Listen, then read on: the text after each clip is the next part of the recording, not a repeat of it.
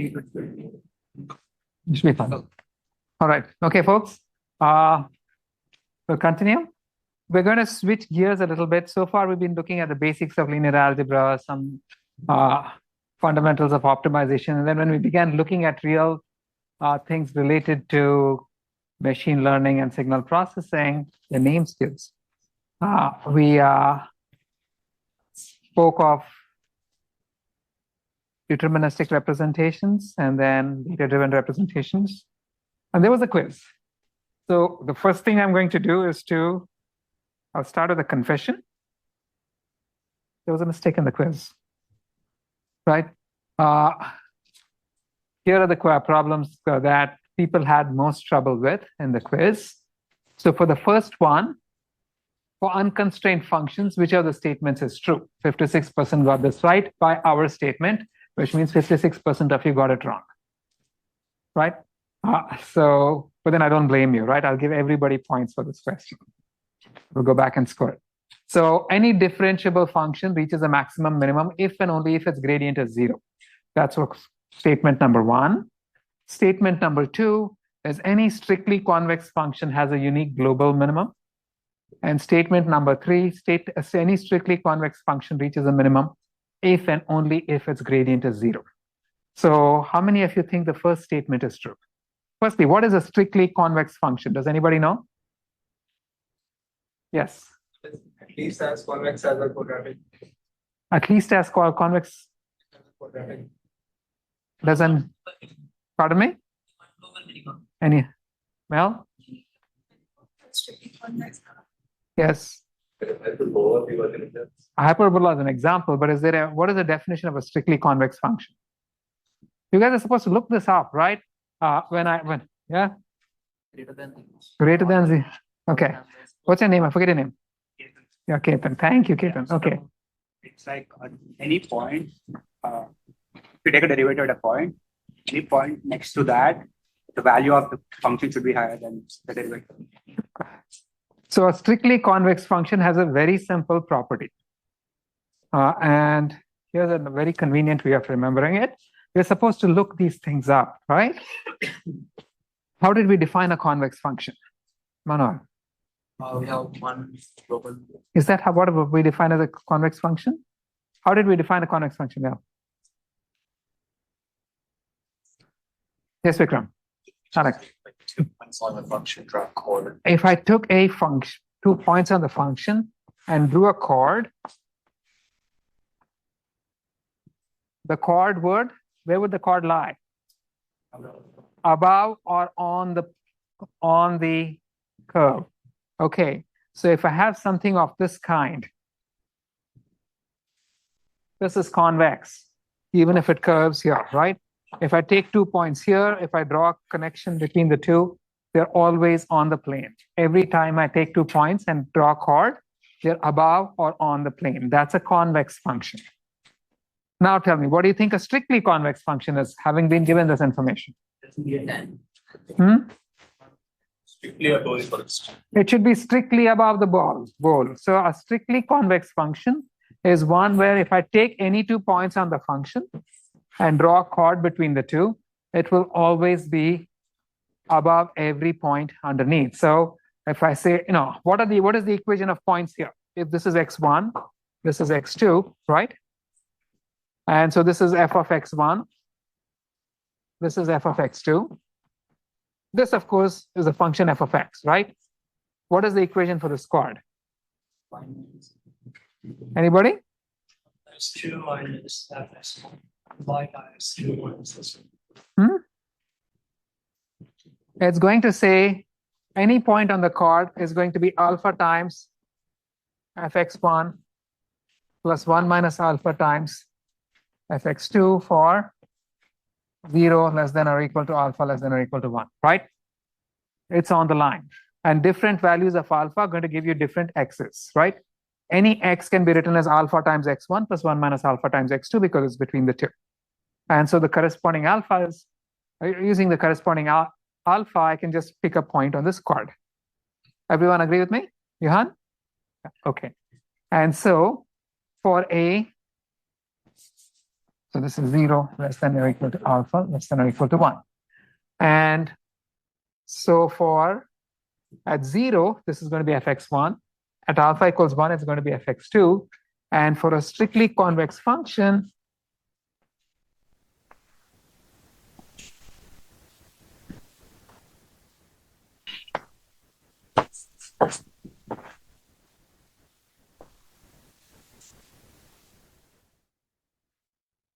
so what does this mean? This is a value of x between x1 and x2, right?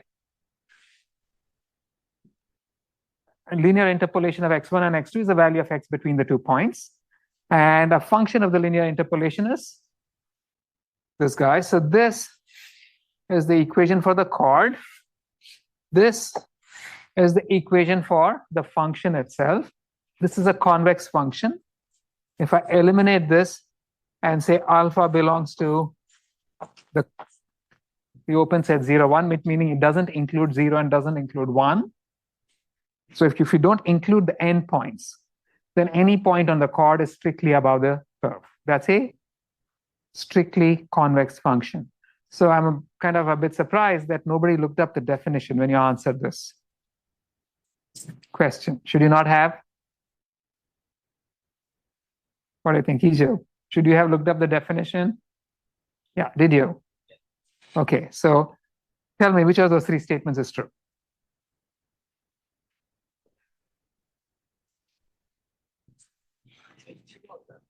Which 2?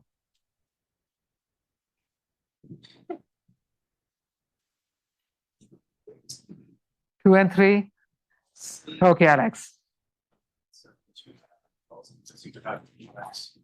Which is strictly convex, but it never actually reaches. You can't use examples of that kind, right? So that it doesn't quite work that way.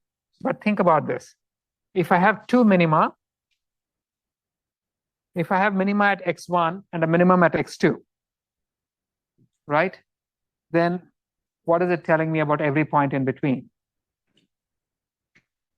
It lies above, right? So which means this cannot. Now, if both fx1 and fx2 are minima, then this should be the equation for a straight line, right?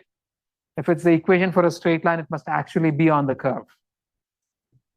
If the curve lies below it, then there's a point below that line, right? Then they couldn't be minima. So you cannot have 2 minima. Pretty straightforward. You can prove it by contradiction. Assume there are 2 minima. Then because they are both minima, every point on the line between the 2 x's must also be a minimum. But that violates the definition of a strictly convex function, right? So the second statement is not true. What about the first and the third? That makes sense to everybody? Right. So, yeah. Assuming that there isn't a unique global minimum and you are proving that it's not a strictly convex. I'm saying that if it's a strictly convex function, then it cannot have 2 minima. Can you repeat that? Infinite synthesis unique, which also think is So, oh yeah, it says none, right? So any strictly convex function should have a unique global minimum. It cannot have multiple minima. That's my point, right? So, not at any. But yeah, because like if you take E of X, like any chord drawn over E of X is that's at minus infinity, right? You're not speaking of. yes. So in this case, this says that there exists a unique minimum, but I'm saying there does not exist a unique minimum, so 2 is false. So wait, I'm saying it doesn't have a unique minimum, right? At x equals infinity, it has a minimum, or x equals minus infinity has a minimum, right? Yeah. I mean, I've not said that. I said this, it's unconstrained. Oh yeah, but the minimum doesn't accept at the limits. Yeah, but it's still a minimum. What? Okay, so standard definition for a strictly convex function, if you look up the definitions, right? So the other thing, is the derivative always going to be 0 at a minimum? Yes. So if you take a log of, for example, if I decide log of x, right? When x, or log of, if I put any restriction on the domain, right? Then so something like a Kullback-Leibler divergence actually has a 45-degree slope at the minimum. So because once you go outside 0 and 1, then those are hard bounds. You cannot compute the function outside that range. And so you can actually have non-zero derivatives at minima, but for a strictly convex function and a strictly convex function, the derivatives are, you can only have one unique minimum, okay? Now for the second problem, so the second statement is true. And in fact, all three are true, right? First could be No, the first and three are wrong. The second one is true, okay? So why do we use deterministic representations to represent data?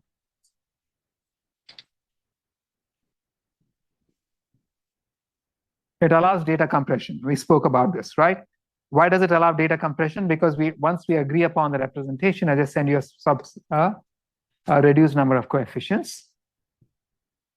It allows data to be efficiently stored. DCTs we saw, for instance, are universal principal components, correct?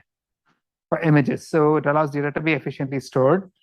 It has nothing to do with fast algorithms. So the third one is false, but the fourth one is true, because those representations that we use will allow downstream applications as we see. And again, why were checkerboards used as bases? Checkerboards were used as bases because it has nothing to do with bandpass filters, right?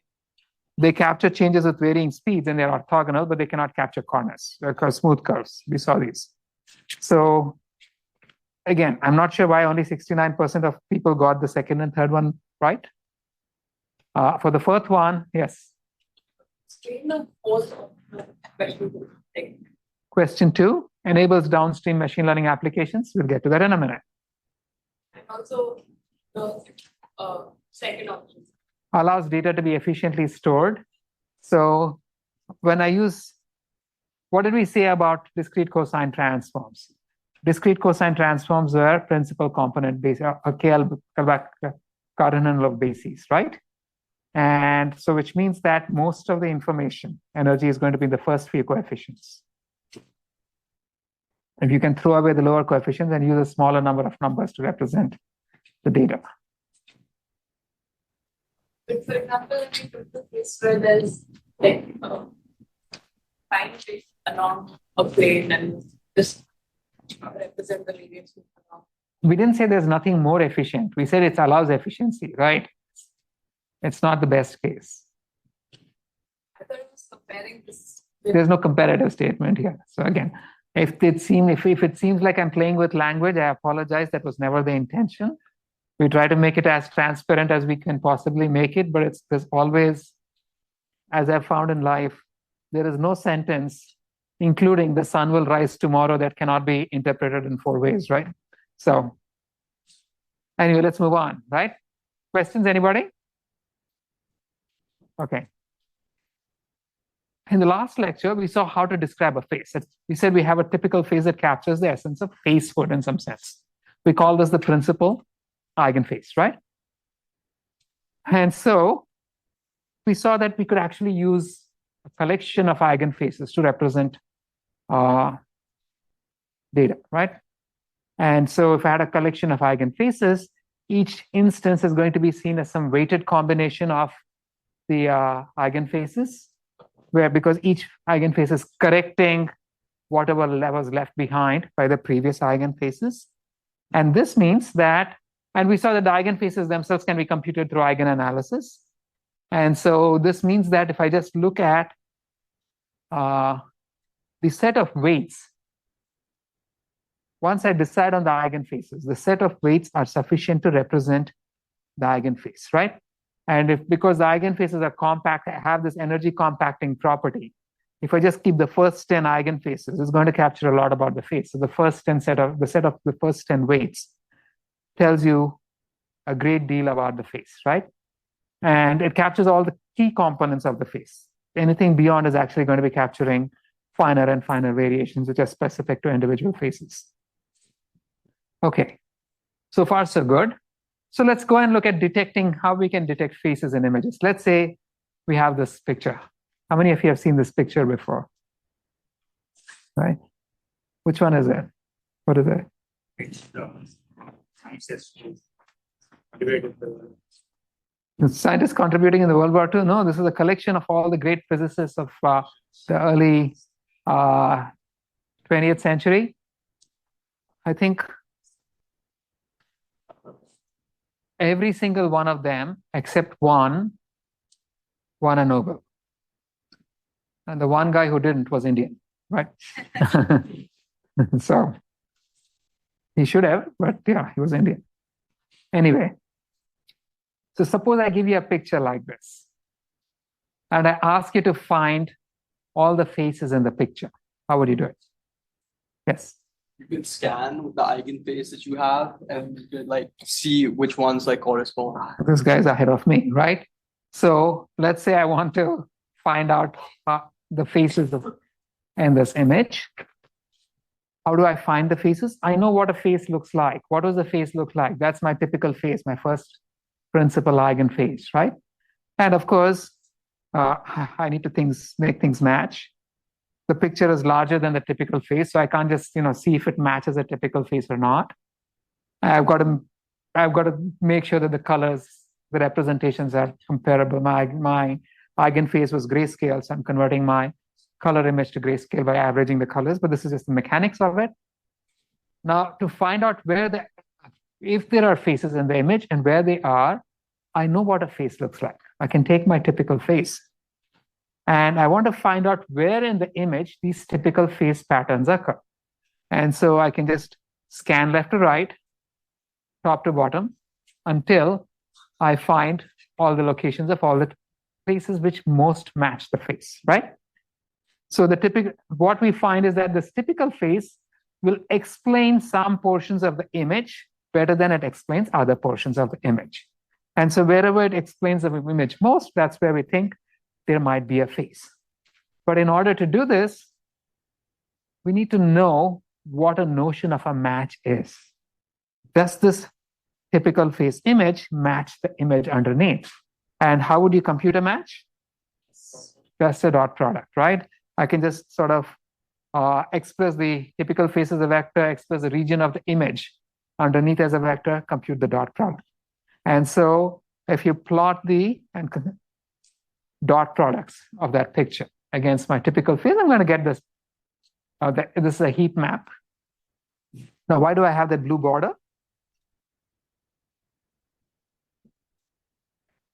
Basically, my face is that wide and that tall, right? So it's just a positioning thing. And then so you find that these are the locations. There are 4 places where it found a pattern that looked like a face. And so obviously Seinfeld is a face, right? Elaine is a face. George is very facey, as you can make out, right? But, so it correctly detected all 3 faces. Clearly, my typical face likes bald people, so it likes the last guy. But then it also likes that hole on top. For some reason, it found a face. So that guy to the extreme right, he's the most typical face, if you ever wondered. But then it also found a face where there's not. There's a false alarm.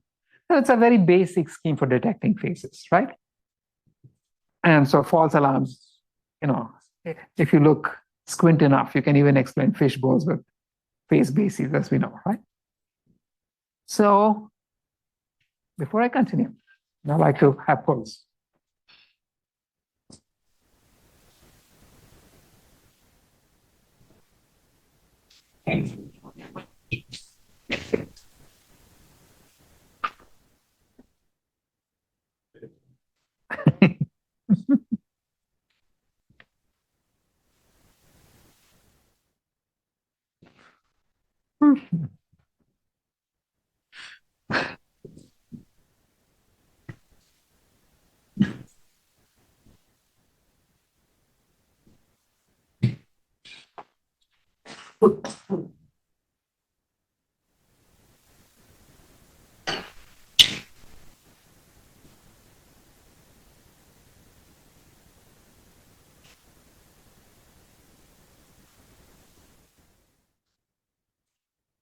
Time's up, guys.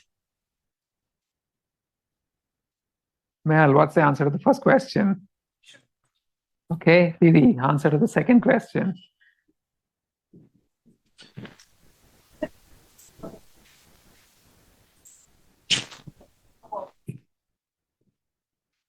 Right, so false positives occur, as we saw in that original image, because it's something that didn't actually look like a phase. For some reason, it matched the inner dot product with the typical face image was kind of high. You don't expect it, but it can happen. So obviously, we're going to have to do better than this, right? Now, this business of, but still, sliding images does part of the job. But then you have other issues. Not all faces are the same size. Some people have bigger faces. This Judy Batts picture is a very classic image that people have been using for demonstrating face detection algorithms for many years, right? So do you mind shutting the laptop back there? Can you shut your laptop? Thank you. Right. So, and our typical face is only going to explain some of these things. So how would you deal with it? How would you deal with scale over here? Yeah. Pardon me? You can just scale the image, right? You scale the image and scan. You can scale, you can try it at different scales. But then you also have this thing of angle, right? Not every face is going to be upright. How would you do that? How would you detect these? You can sort of rotate stuff, right? But then once you begin doing this, eventually you find that you're going to scale up and it's going to blow up into a very large complex search, even if you just use one typical face, which doesn't do very well. So clearly we need to do better, right?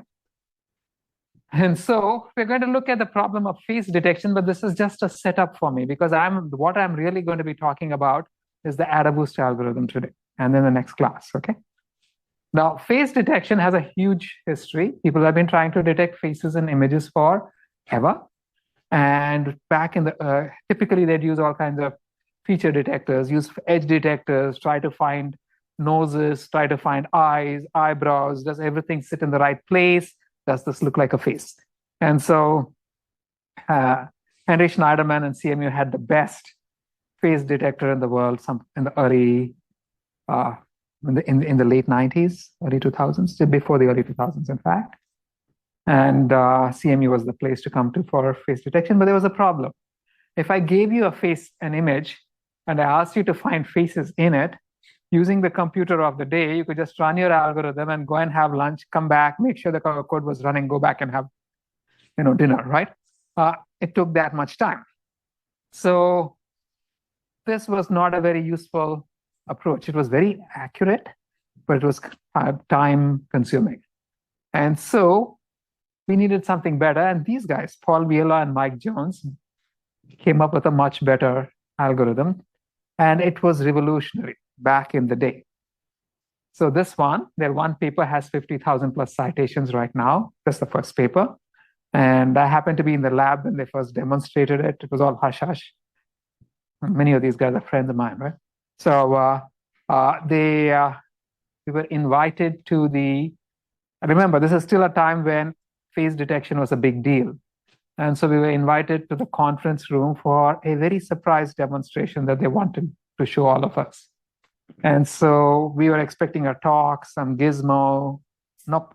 We just walked into the conference room, and on the screen up there, big, as we walked in, it was detecting our faces and showing it to us at 15 frames per second using a 400 megahertz PC, right? So you can imagine this was revolutionary, right? And they also clobbered my computer. I had set up the computer over there. I had something like 500 processors, a big cluster. And these guys wrote the code for it. Eventually, they tried to make a proper system from it. And they'd kick me and my team and pretty much everybody else off the compute cluster. And then they'd swallow it up for 3 months at a time. And at the end of it, you'd get another face detector, which was slightly better. And then we hired a new guy who came and said, let me take a look at your code. He was appalled. And he went back and rewrote the code, a software professional. And then the next thing we knew, the stuff that ran on my mega cluster for 3 months, ran on 3 machines in 3 days. Anyway, you might as well save the time. But this was a very revolutionary technique based on AdaBoost, right? The notion of classification. So before that, what is classification? We all know what classification is. You're given a bunch of features describing an entity. You have to determine the category that it belongs to. So you might be told that this is an entity that walks on two legs. It has no hair. And the question is this a chimpanzee or is this a human being? That's a classification problem, right? It has long hair, it's 5 feet 6 inches tall. Is this a man or woman? That's a classification problem. It matches, but then you can have something more complex. Instead of having very deterministically specified features, you can have features with probability. Matches eye pattern with some score, mouth pattern with some score, nose pattern with some score. This is a face or not a face. So the last one is not like the other two, right? You're not certain even about your features. Nonetheless, this is a classification problem. And this classification can be multi-class. I'm giving you a little segment of audio, asking you which phoneme it is, and there can be 100 different phonemes. Or a binary classification where there are only two categories. Is this a man or is this a woman? Is this a face or is this not a face? And the latter is a particularly challenging problem. And that's because face versus not a face, the category of faces is very small. The category of not a face can be anything, right? It's an open set. I mean, here are some.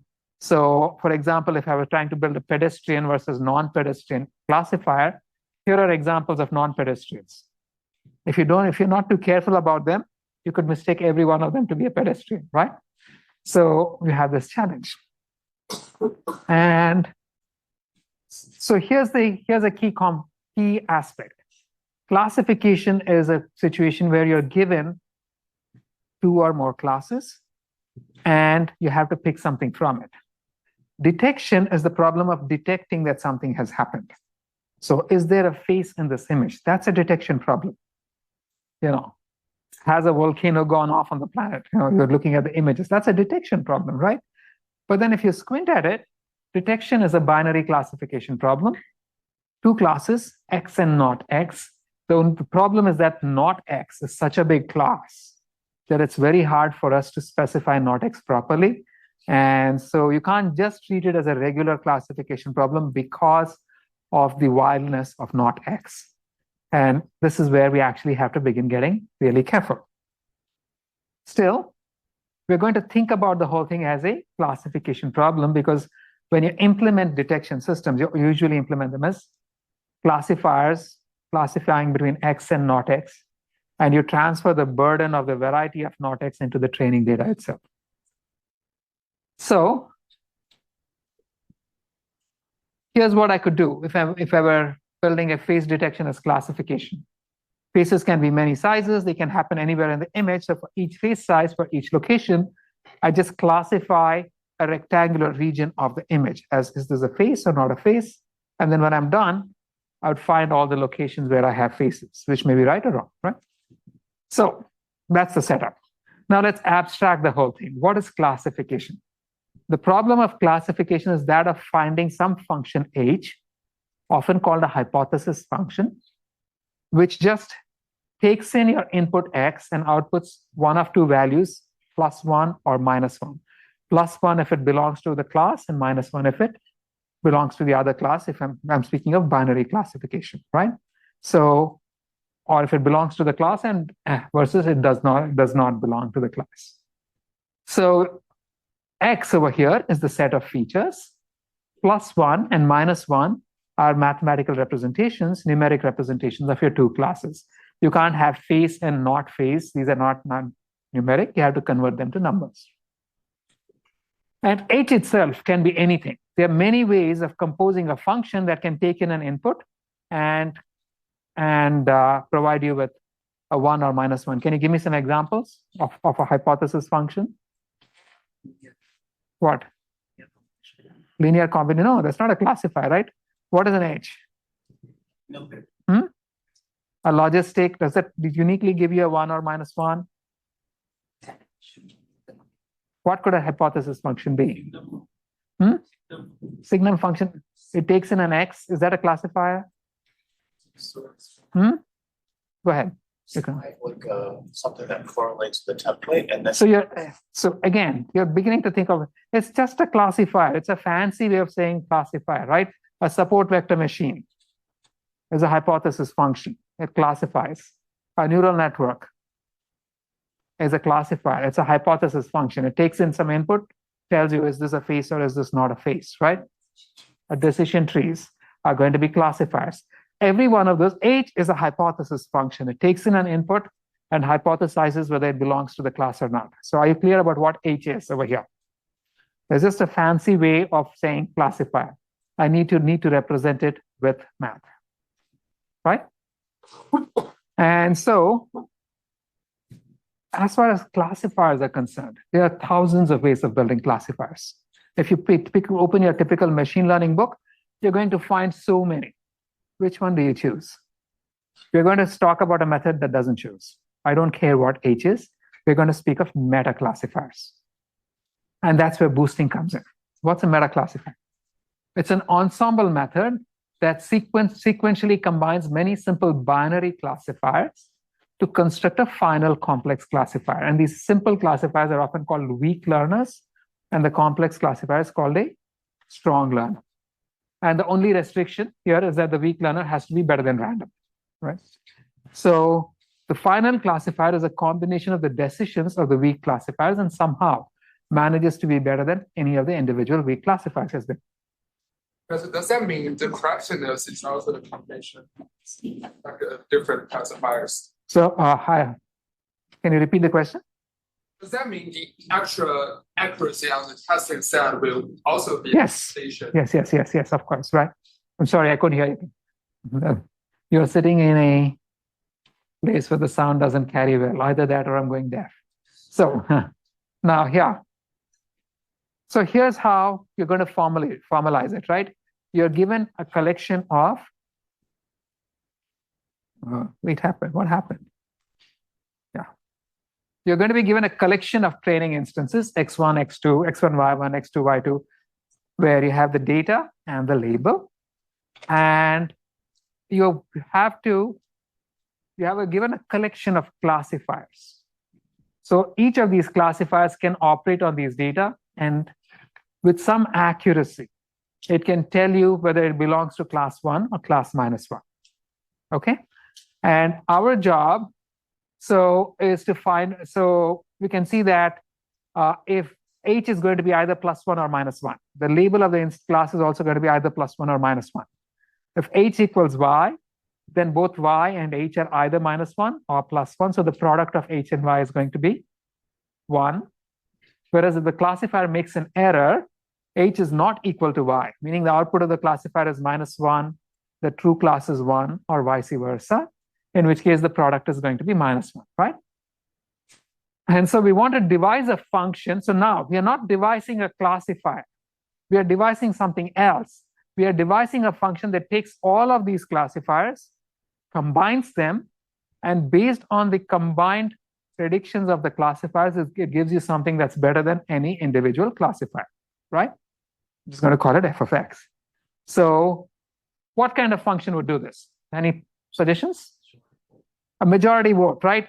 Here's something. I show you an image which is, in the first class, I showed you a picture of something that could be a tap or a face.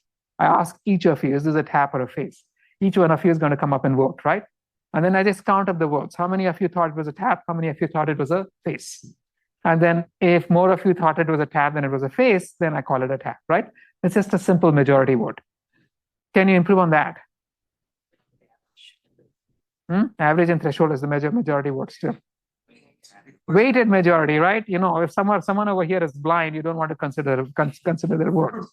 And so you want to have f of x is simply going to be a weighted sum of all of the h's, where the weight is basically your trust in the classifier. So, for example, if I think of the simple, is this a chimpanzee versus a human being problem, right? I can come up with many rules for my classifier. I can say, if the arms are long, it's a chimpanzee. On the other hand, if it's tall, it's not a chimpanzee because chimpanzees are typically short, right? I say if it lives in a house, then it's a human. If it lives in a zoo, it's a chimpanzee, right? Each of these is locally a perfectly plausible rule. But is this accurate? Is any of them sufficiently accurate? I can show you some very long-limbed Michael Phelps, right? The guy's got arms which go out from his hands to his ankles or something. Or I can show you short people. I may not be able to show you tall chimpanzees, but I can show you short people. I know chimpanzees that live in houses, and I know men that live in zoos. So none of these is a perfect classifier by itself, right? So each of them is a reasonable rule, but it makes many mistakes. So each of them has an intrinsic error, and you want to combine the predictions of these rules, but not equally, right? The odds of finding a chimpanzee in a house are very small. So does it live in a house classifier is going to be a fairly decent classifier. The odds of finding a short human, much higher. The height-based classifier is probably not a great classifier for comparing chimpanzees to humans. I mean, think about it. Roughly half the human population is shorter than an adult chimpanzee because they're all babies, right? So that means every one of these classifiers is going to have some accuracy. And I'm going to assign a weight to every one of these classifiers. And the weight is going to is going to relate to its accuracy. The more I trust a classifier, the greater the weight. The less I trust the classifier, the less the weight. And so now, if I want to classify that image, is that dude to the right a chimpanzee or a human? I pass it through all of the classifiers, and each of the classifiers is going to give me an output. Some will say +1, some will say -1, right? So then I can just sum up the scores of all the weights of all of the classifiers that say human, the weights of all of the classifiers that say chimpanzee, and compare these two sums. And whichever is higher, that's going to be my class. So this is a weighted vote classifier, right? So far so good. We haven't introduced anything more particularly complex. But so here's the basic idea. We have a bunch of weak learners, not very great classifiers, but then you can combine them to come up with something much stronger, right? This is a meta algorithm, which does not pose any restrictions on the nature of the weak learners. They can be good, they can be not so great, they can be very simple. It doesn't care. It's about how do you combine these guys to actually come up with a better classifier. Now, so boosting, this is boosting. It's called, you're boosting the classifier, boosting the weak learners. Now, boosting is a form of voting. You let a number of different classifiers classify the data. Now go with the majority. Intuition says that as the number of classifiers increases, the dependability of the majority vote increases. So that's just boosting by majority. That's simple boosting. So voting is also a form of boosting because you're boosting the weak classifiers. But then boosting by weighted majority is where you take a weighted majority vote over all the classifiers. And now the problem is, how do you actually learn the weights? So here's the thing. If I asked you how you would learn these weights, how would you do it? See which classifier voted for the correct label and then increase that weight, and like vice versa. If it voted wrong, you decrease the weight. You can run a bunch of data through your classifiers, right? Find out how individual classifiers, find out what fraction of time each of these classifiers voted rightly, and assign a weight accordingly, right? Is that optimal? We can train the weights during the training. Like if some classifier is making a correct vote, we emphasize on it, add the weight for it. If it made a mistaken vote, we reduce the weight for it. So you can train the classifier itself to train the weights along with the classifier, right? But then, so this is where things get tricky, right? I can just train the classifiers independently, but if I give you 10 copies of the same classifier, do those votes make any sense? Right? I've got given you 1,000 classifiers, but all of them are the same classifier. Is that any better than having one classifier? No. What do we want here? We want diversity. What kind of diversity? Hypothesis. Hypothesis diversity. Can you explain that? Different inductive biases. Don't give me jargon, right? So can you give me, yes, you got most of the way there. Can you give it to me in English? We can put different hypothesis functions in pictures. Still, what is the property we need? Yes. It should be looking at different features. You want the classifiers to behave differently. You want the classifiers to make different mistakes. Correct? So now, suppose I train two classifiers. the second classifier must account for the mistakes the first classifier made. So at the same time, the first classifier must account for the mistake the second classifier made. Does that mean that I can train the classifiers independently? No, right? Because each of these classifiers, as Manohar just pointed out, has its own bias.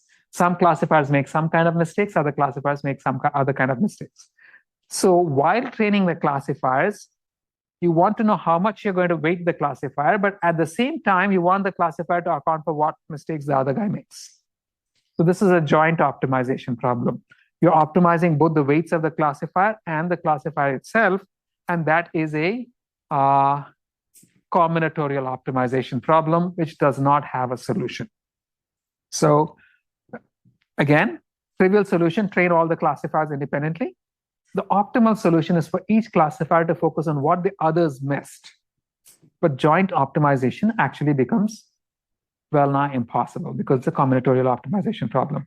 I don't know that if I change this classifier to make a different kind of set of mistakes, its error rate may go up, but then I may have improved the ability of the first classifier to capture, account for it, right? So I have to look at all of them together. And this is what the notion of boosting was around which was, I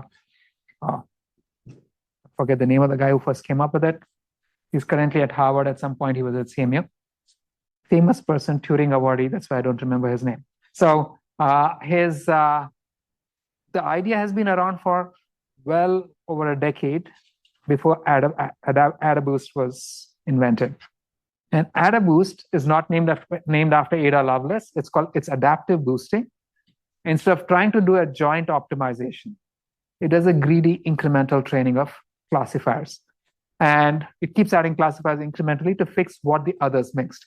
When the paper was originally written, it wasn't intended as a boosting paper at all. This was about online learning algorithms. And the paper's title literally says, with an application to boosting. And the AdaBoost algorithm is one small section of the bigger paper. And people ignore the rest of the paper, and that small section has 30,000 citations. So how does this work? So let's say I have a bunch of training data. I'm trying to build a binary classifier.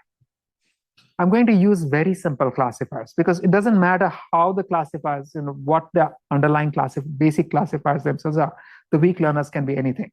So what would be the simplest kind of classifier for this data? Linear. I can just use thresholds, right? That's the trivialest thing. So let me just say, I'm going to use a threshold. I scan, and I say, which is my threshold-based classifier, which makes the lowest mistakes. I don't even need to find a threshold-based classifier that makes the smallest number of mistakes. I have to find a threshold-based classifier which is better than random. That's it. But let's say I find the one that makes the smallest number of mistakes. So this is my first weak learner. It's making some errors. So the way the algorithm progresses is that it identifies the errors made by this first weak learner, and it's going to increase their importance. And it's going to decrease the importance of the instances that have been correctly classified by the first weak learner. So now I have a modified importance-weighted instances. And I'm going to train my second classifier based on this importance-weighted data, and that would be maybe this guy, right?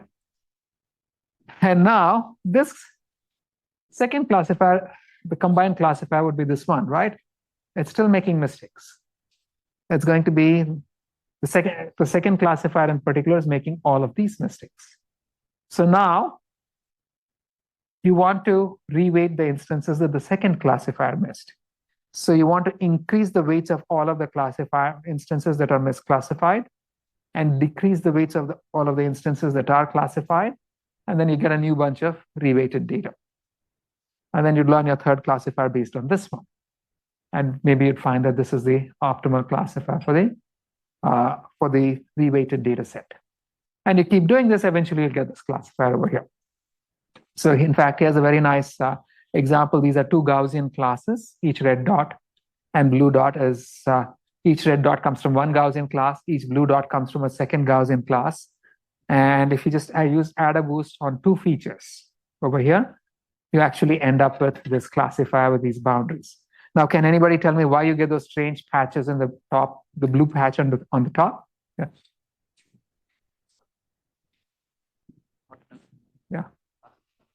reason why you have the blue patch at the top is because with the blue patch actually like there's no data there. There's no data there. You can put anything. You can call it blue. You can call it red. It doesn't really matter, right? So that's why. But this, you actually end up learning this. And now you also, so here's the data and here's the weak learners are just simple thresholds, right? But look at the complexity of the decision boundary that the strong learner has got. It's way more complex than the individual classifiers themselves. Very powerful, right? Now, the decision boundaries in the area with low density of training points are assumed to be inconsequential, so nobody really cares. And something interesting happens. What happens as you keep adding more and more and more weak learners? And it turns out that as you keep adding new classifiers, as you reweight the data, you add a classifier, and then the combined classification error is going to go down, right? But then you have some data instances left over which are getting misclassified. Are those, what do you expect the difficulty of classifying these residual instances is going to be as you keep going down? As you add more classifiers, the data instances that are now misclassified are obviously increasingly hard to classify correctly, right? Because if they were easy, the previous classifiers would have caught them.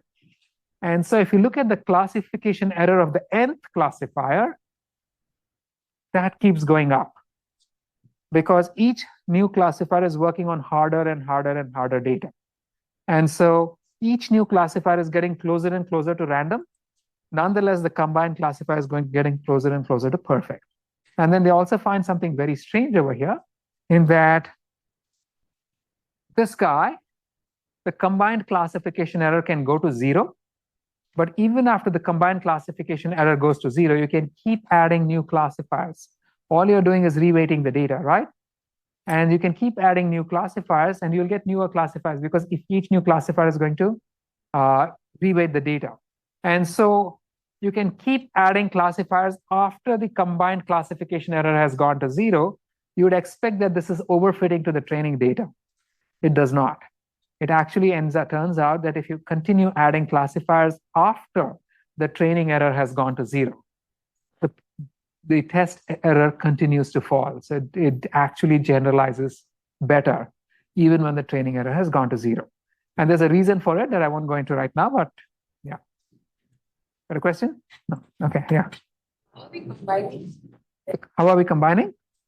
Combining the learner, like down to the page. So these are just weighted classifiers, right?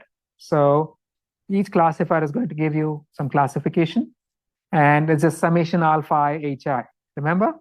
But that's what we're going to go over, right? Yeah.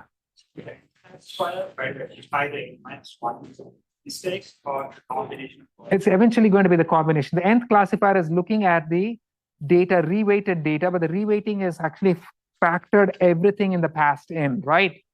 0. What is that? So the combined error of the classifier is 0, but then the data instances are going to have weights. The combine, you still are being presenting it with data. The data didn't go away, right? So I can keep adding new classifiers. So this is AdaBoost algorithm, pictorial adaptive boosting, adaptively selects weak learners with 21,000 citations from just one paper by Freund and Shapiro, but then they wrote a bunch of papers. And I think they have like 5 or 10 papers with 100,000 citations between them. It's ridiculous. So there was yeah. So I was wondering, so you might have some learners that if they give a positive result, that's a very strong result. But if they give a negative, they're not actually very good at giving negative results. So for example, like the chimpanzee example, if you have a very tall creature, it's probably a human. If you have a living thing that's like shorter than 5'6", it could be either. So like, is there a way to account for that? So as far as you're concerned, it's just a classifier, right? It makes unbalanced errors, but so what? Okay. We don't even need to consider that. Okay. And so yeah.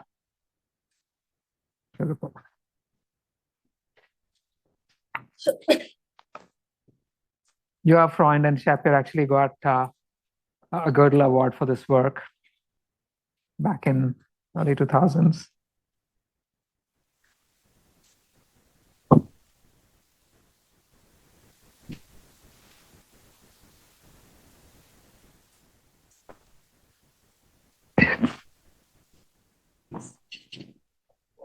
So how is this extended recently? Like what do random forests and XGBoost do differently from this? They're taking actually a slightly different. So they're not actually doing this greedy approach of this kind. They're ensemble methods. We'll get to that later. Right? Maybe not this. Yeah. Also, you could use out of boost on like any classifier you want. Yeah. You could use neural networks for out of boost. Yes. Yep. Okay. Answer. Yeah, because you seem to have solved it. Yeah. 1 1/3. 1 1/3. Can we check? Yeah, 1 1/3. Thank you. Right. It's a greedy algorithm. So how does this classifier work?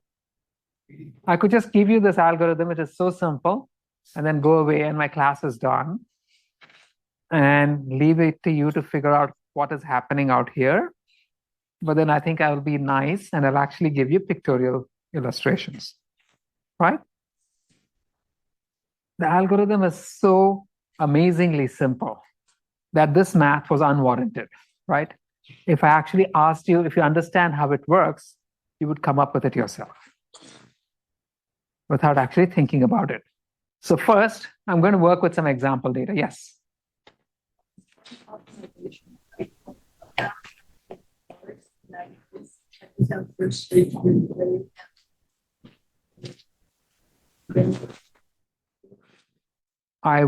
An EM-like algorithm could work. It's still going to be very expensive because at each round you're training all of these classifiers, right? Yeah. So you learn the weights, then you go back and re-estimate all the classifiers. So each classifier is being repeatedly learned in each iteration. That would be expensive, right? Yeah.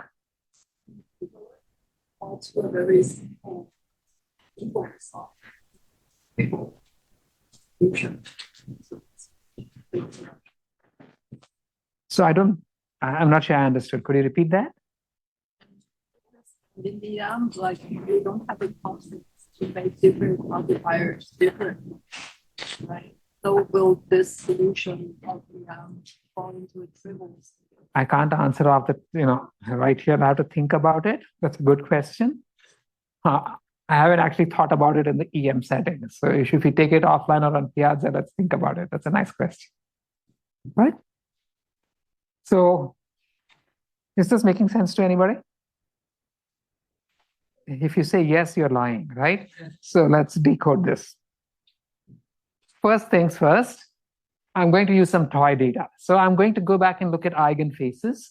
I'm going to represent each training data instance as using just 2 eigenfaces, just for illustration.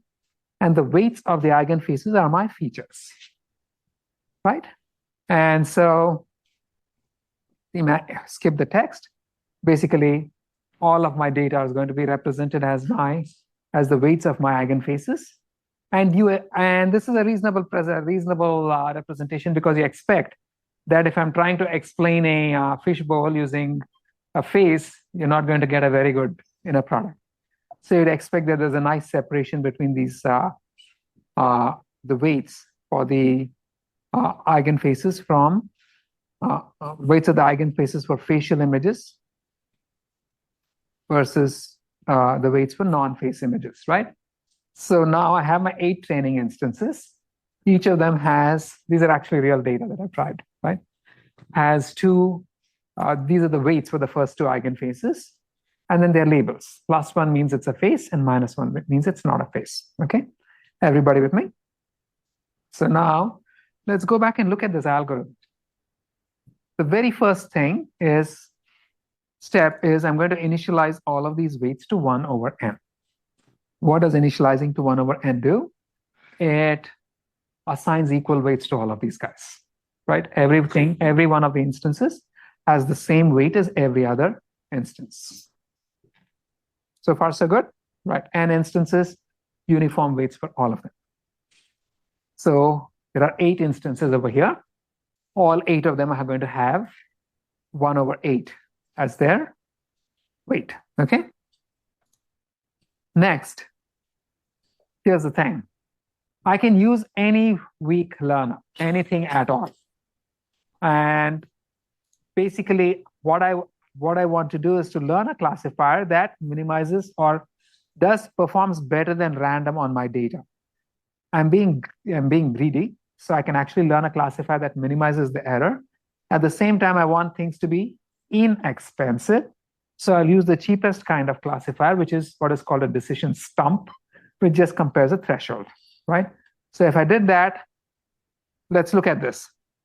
The math over there is just a complicated way of writing what we do, right? Initially, all 8 of them have a weight of 1/8.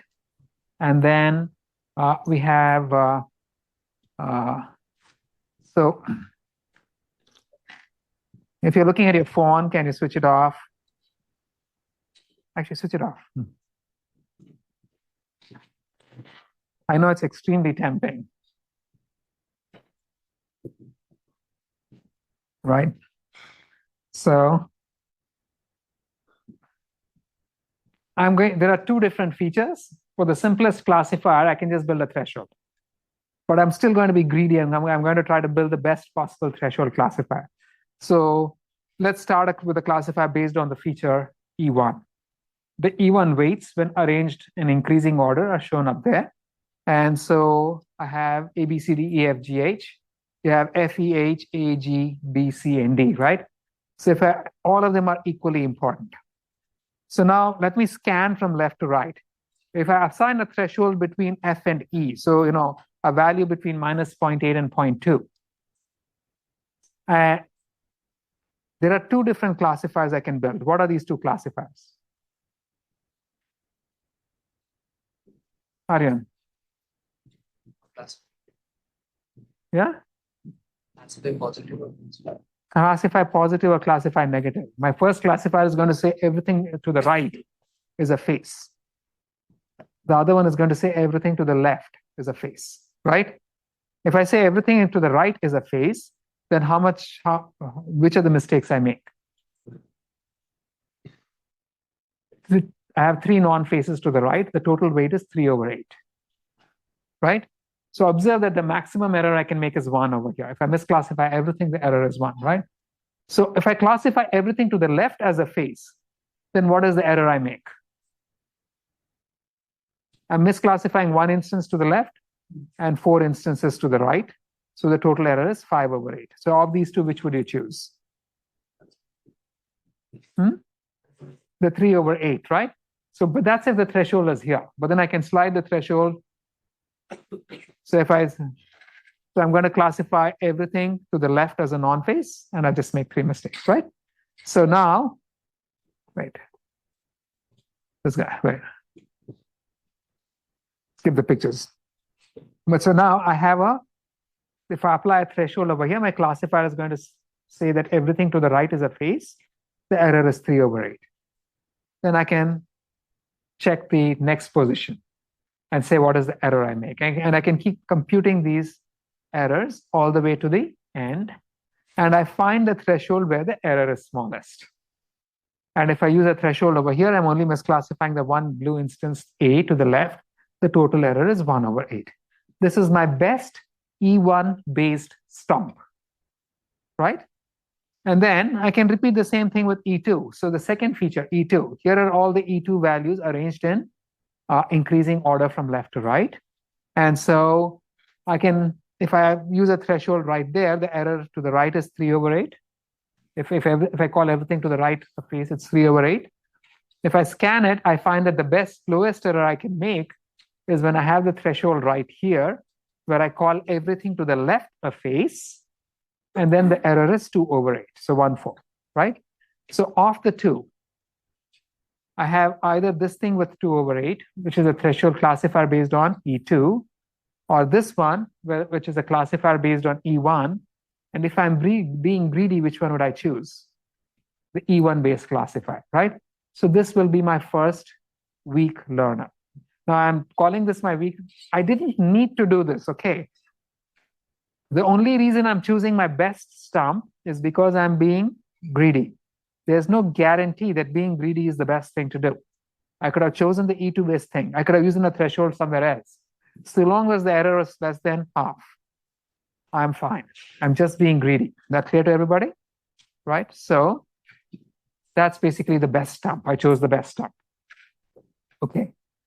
Now, what is this going on over here? There's a peculiar little formula over here, right? What is this formula really doing? Now, observe that y times h equals 1 if something is correctly classified, and y times h is -1 if it is misclassified, right? So 1 minus y times h applied to any classifier ends up becoming 0 if it's correctly classified and 2 if it's incorrectly classified, right? Divide by 2 and it counts the error. So that funky formula over there, half of which is 1 minus y times h, half of 1 minus y times h, is just checking if each instance is correctly classified or misclassified. It's just a formulaic way of determining if it's correctly classified or not. I'm multiplying it by its weight, right? And so what that epsilon t is doing is basically counting this value, 1 over 8. It's summing the weights of all of the instances that are misclassified. The formula looks kind of puzzling, but then if you go back and look at the picture, all I'm really doing is counting the total weight of all the instances that are misclassified. Everybody with me? That makes sense? Right? Okay. So we're good here, right? This made sense. Now, we want to change the scale. The next step was to reweight instances, okay? And how do we want to reweight instances? If something has been correctly classified, you want to decrease the weight, right? If something has been incorrectly classified, you want to increase the weight. That's about it. And so look at this guy here. The total error, how much do you want to decrease or increase the weight by? It depends on how easy the task was. If the total error is very small, then it is fairly easy to classify these things. And if something is incorrectly classified when it was easy to classify, then you want to give it a lot more weight because that's a very difficult instance. Whereas if it was hard to classify, then the fact that something was misclassified doesn't make it something, an outstanding instance. This is a hard classification problem, right? So the lower the overall classification error, the greater the weight you want to give to instances that have been misclassified. And the higher the classification error, which can cap only at 0.5. Remember, if I have a classifier which has an error greater than 0.5 in a binary classification problem, what am I doing? I'm being stupid, right? Because I can just change the label. Every time it says 1, I'm going to say no, 0, and vice versa, right? So the error is the lowest the error can be is the highest the error can be is 0.5, at least on the training data, right? So now, so here's the funny formula: log of 1 over epsilon times blah. Okay, so let's decode this. Before this, let me ask you a question. Suppose I have a classifier that is perfectly random. If the classifier is perfectly random, what is the value of epsilon going to be? 0.5, right? It's correct half the time and wrong half the time. If a classifier is perfectly random, how much do I trust the classifier? Yeah, can you? Everybody agree that it must be 0? Yes. Okay. Everyone agree. If a classifier is 100% right, how much do I trust the classifier? 1. Oh. This is numbers, right? How much do I trust a classifier that is always right? 100? So what would its weight be? Infinity, right? The classifier is always right. I should ignore everything else and look at that classifier. This guy is right. So let's assume that he gets every answer and every question he's ever written in his life right. Right? Are you going to look at anybody else in your life? No, right? E is Mr. Infinity, right? And if your classifier is 100% wrong, it's wrong every single time. How much do you trust it? Minus infinity. You just flip its decision and then you believe it 100%, right? So here's a function I have. I have the error. This can go from, I'll draw it this way, 0 to 1, right? When the error is 0, how much do I trust the classifier? Infinity. It's up here, right? If the error is 1, how much do I trust the classifier? Minus infinity. And if the error is 0.5? 0. So I want a function that goes like that. Make sense? That's how I'm going to decide the weight of my classifier. Can you come up with a function which does that? Can you come up with a function which does that? Reverse tanh. So that's a very nice one, right? Any other functions? Tanh of what?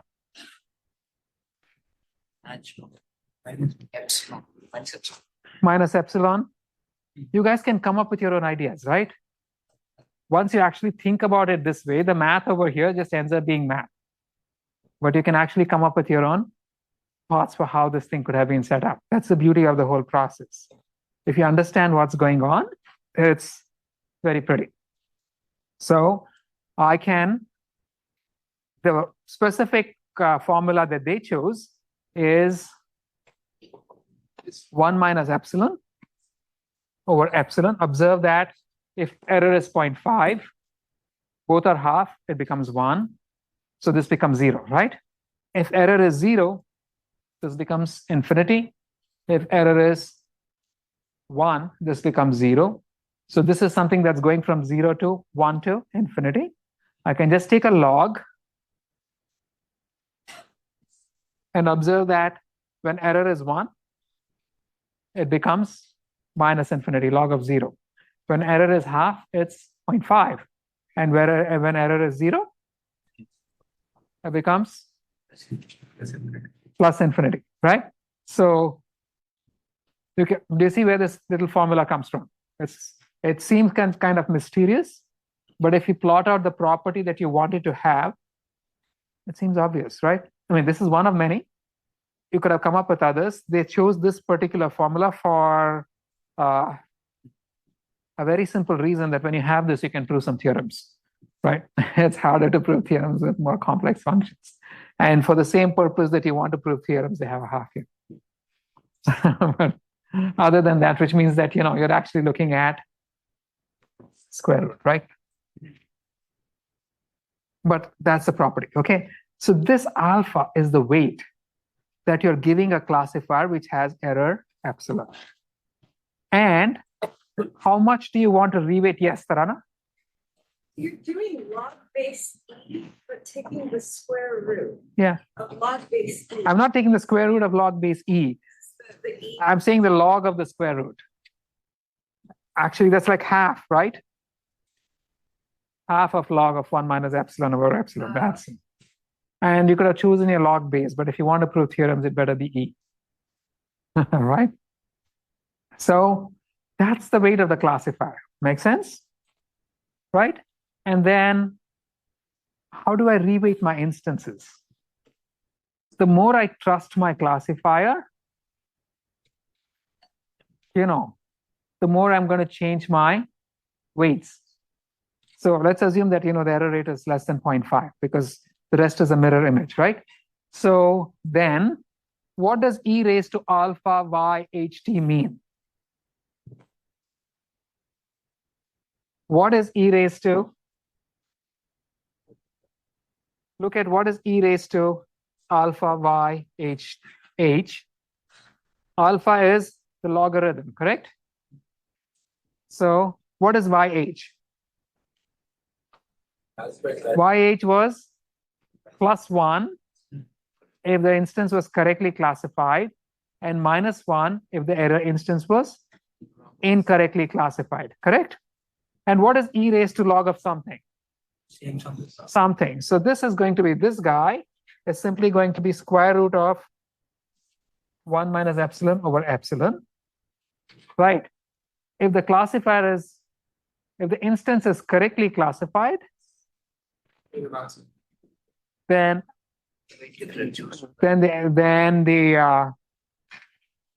let's say if the classifier is very certain, right?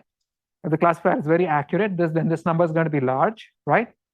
And if the instance is incorrect, there's a minus, right? There's a minus here, minus. So if the instance is correctly classified, the instance, it's going to be reweighted by epsilon over 1 minus epsilon. Basically just 1 over the, which means that something that is correctly classified was easy to classify in the first place. That's why the classifier got to be almost perfect. And so its weight is going to go down to a very small number.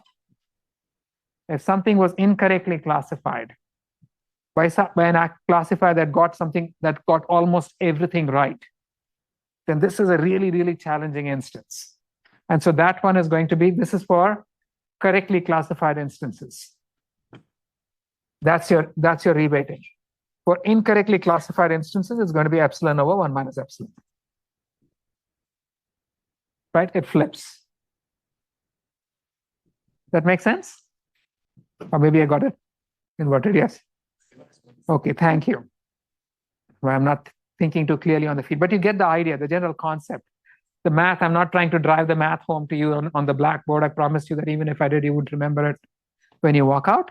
But you will remember this theory, that if a classifier that's almost perfect correctly classifies some instance, that instance was easy in the first place, so you want to deweight it to nothing. But if a correct classifier that's almost perfect misclassifies an instance, that means that instance was very hard, you want to increase its weight. And that's the basic principle out here. That makes sense to everybody? And just if you work off this logic, then you can you can sort of build your own variants of this algorithm, right? Make sense? And so now if your classifier is almost random, if it got something right, you do consider the fact that you got it right, but you don't deweight it too much. So if the epsilon is close to half, then this weight is going to be, 1.9, 1.1 versus 0.9 or something, right? You're going to deweight your correctly classified instances just a little bit. You're going to increase the incorrectly classified instances just a little bit. So this is actually looking at the fundamental accuracy of the classifier itself. And so, wait.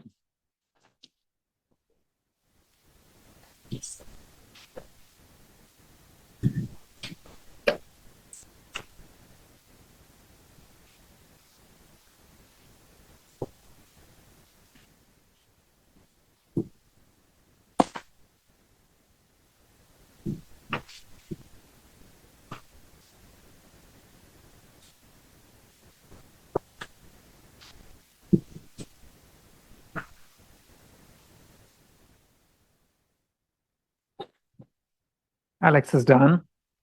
Can I use you as my clock? I'm going to use somebody else. She is done. What? You're what?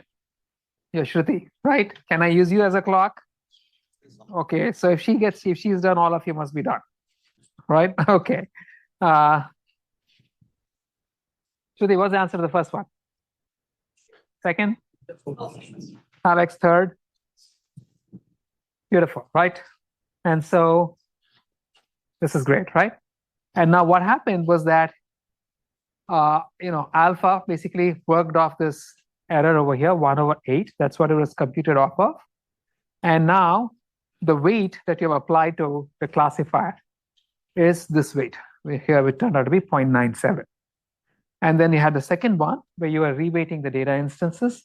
And we just followed this simple principle where you were multiplying by either epsilon over 1 minus epsilon, square root of epsilon over 1 minus epsilon, or vice versa. But then that changes the values, right? When weight and deweight. But I want all of my data instances to sum to, the weight of all of the data instances to sum to 1. And so the next step I would perform is, that's reweighting these guys. I'm going to wait. There is another port, right? Because I'm rushing through the tail end of this lecture, but I'm hoping I got the story across. I'm not trying to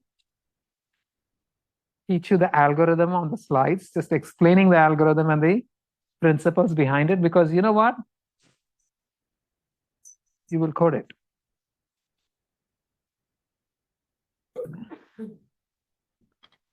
And when you're coding it, I want you to remember the basic principles, which means that you don't necessarily have to follow the exact steps of the algorithm over here.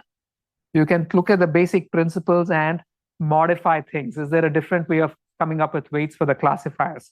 Is there a different function I can use for the classifier, and so on, right? For computing the weights in the, you suggested tannage, for instance.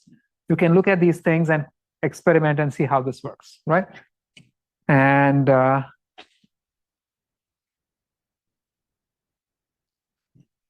Priti's done, right? Okay, all of you guys, you're done. What's the first answer? Alex, second. Also true. And somebody want to take the third? You do? Okay, right.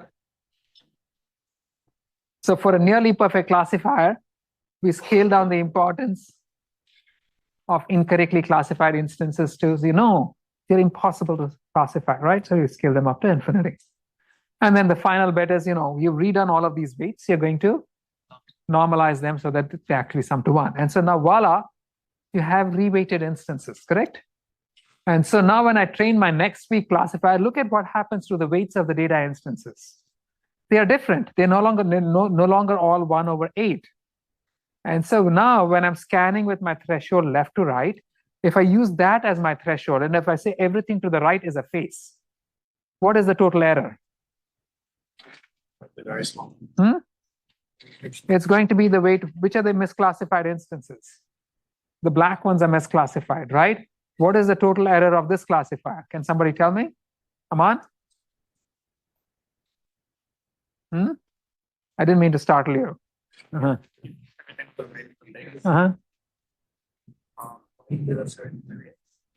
No, but what is the total error?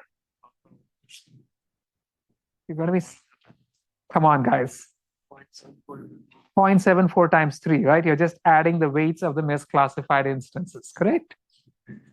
Make sense to you? Right? And so that's 0.222, right?